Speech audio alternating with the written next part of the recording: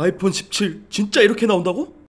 제가 5년 전에 만든 영상을 이제 또 사용하게 될 줄은 몰랐습니다. 예. 자, 지금부터 오더 들어간다. 예, 셰프! 갈릭 랍스터 3구짜리 인덕션으로 진행한다. 알겠나? 예, 셰프! 예, 셰프! 예, 셰프! 예, 셰프! 찹찹! 그렇지, 3구짜리 해라. 3구짜리 인덕션에 해라. 예, 셰프! 인덕션 디자인입니다. 자, 요리 준비됐나? 예, 셰프!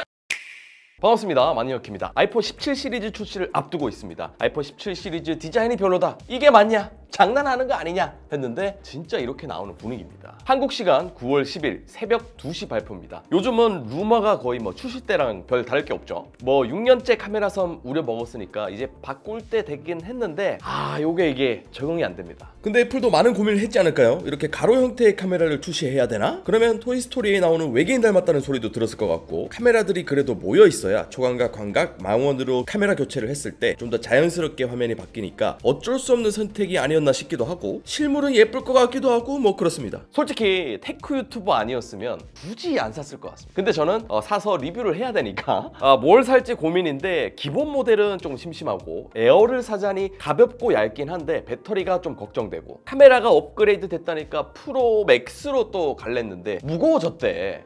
고민입니다. 그래서 제가 루머들 정리 한번 싹 해드릴게요. 이제 원래 라인업인 기본, 플러스, 프로, 프로 맥스에서 플러스가 사라지고 에어가 생겼습니다. 에어는 가장 얇은 두께입니다. 두께는 기본 모델은 7.8mm로 동일하고 에어는 5.5mm. 삼성 갤럭시 S25 엣지가 5.8mm인데 0.3mm 더 얇죠. 엣지도 엄청 얇은데 더 얇으니까 확실히 좀 체감이 많이 될 것 같습니다. 프로가 8.25에서 8.7mm로 0.45mm 더 두꺼워졌습니다.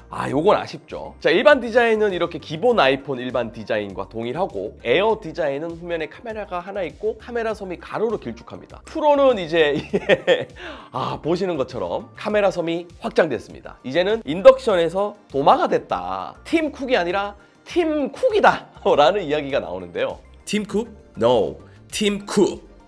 거기다가 프로에서는 애플 로고가 좀 더 아래쪽으로 내려간다고 하죠. 또 이제 프로에서 사용되던 티타늄 프레임이 이제는 알루미늄으로 바뀐다고 합니다. 그리고 또 에어에는 티타늄이 들어간다고 해요. 일반 색상은 퍼플, 그린, 블루, 블랙, 화이트 이렇게고, 에어는 블랙, 화이트, 라이트 골드, 라이트 블루. 그 다음에 프로와 프로맥스는 블랙, 화이트, 그레이, 네이비 블루, 오렌지인데, 오렌지가 독특하긴 한데 실물로 봐야 좀 느낌이 올 것 같아요. 자, 무게는 보이는 것처럼 일반 모델은 무게가 동일하고 플러스는 이제 안 나오죠. 에어가 145g으로 굉장히 가볍습니다. 140g대면 아이폰 미니 정도 되는 무게입니다. 갤럭시 S25 엣지가 163g이거든요. 확실히 가볍긴 한데, 가벼워도 이게 보조 배터리나 보조 배터리 케이스를 사용한다면 사실 가볍고 얇은 게 의미가 없어지거든요. 과연 이거를 애플이 어떻게 풀어나갈지 모르겠습니다. 우리한테 이런 기술이 있다라는 걸 보여주는 건지 모르겠습니다. 프로 맥스 무게는 조금씩 더 무거워집니다. 특히 프로 맥스가 거의 240g대에 육박할 것 같은데, 14 프로 맥스 무게가 240g이었는데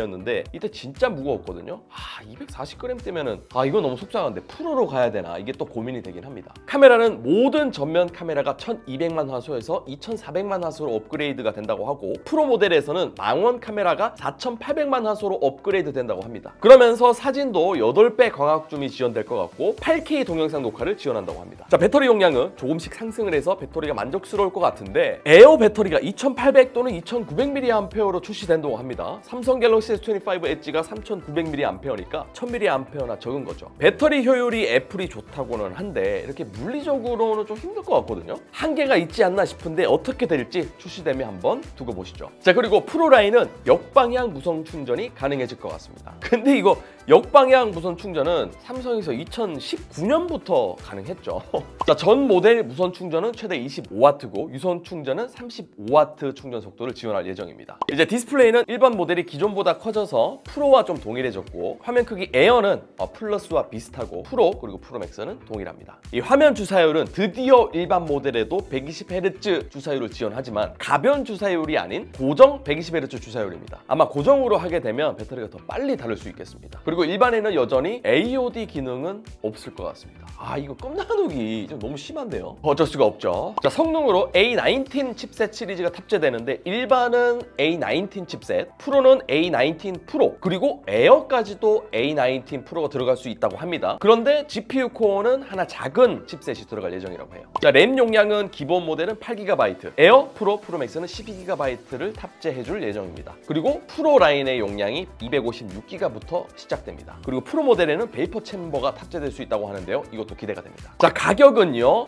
일반 모델은 동일할 것으로 예상이 되고 에어 모델은 140만 원대, 프로와 프로맥스는 약 10만 원씩 가격이 올라서 165, 200만 원부터 시작될 것 같습니다. 근데 프로와 프로맥스는 약 10만 원씩 오르지만 기본 용량이 128GB에서 256GB로 바뀐 거라서 그나마 다행인데 근데 너무 비싸긴 합니다. 너무 비싸졌어요. 또 과연 아이폰 AI가 얼마나 더 강력해질지 성능이 좋아질지 기대가 되고 이번에는 확실히 좋아져야 할 겁니다. 9월 12일부터 사전 예약이고 9월 19일부터 정식 출시가 될 예정입니다. 우리나라 1차 출시국이니까 빨리 받을 수 있겠고요. 저는 프로 또는 프로 맥스로 갈 것 같은데 프로 라인에서도 끝난 후기가 없다면 가벼운 프로로 가야 되나 싶기도 한데 또 제가 매번 프로 맥스를 사용해 왔기 때문에 아마도 프로 맥스로 구입해야 되지 않을까 싶습니다. 여러분의 생각은 어떠신지 댓글로 남겨주시고요. 혹시 구매 고민이신 분들은 제가 매번 하는 컨텐츠 있죠. 아이폰 구매 가이드 또 제가 제작해서 만들 테니까 이것도 한번 참고해 주시면 좋을 것 같습니다. 자, 그러면 오늘 소식 봐주셔서 정말 감사드리고 저는 또 다음 소식으로 찾아뵙겠습니다. 또 만나요.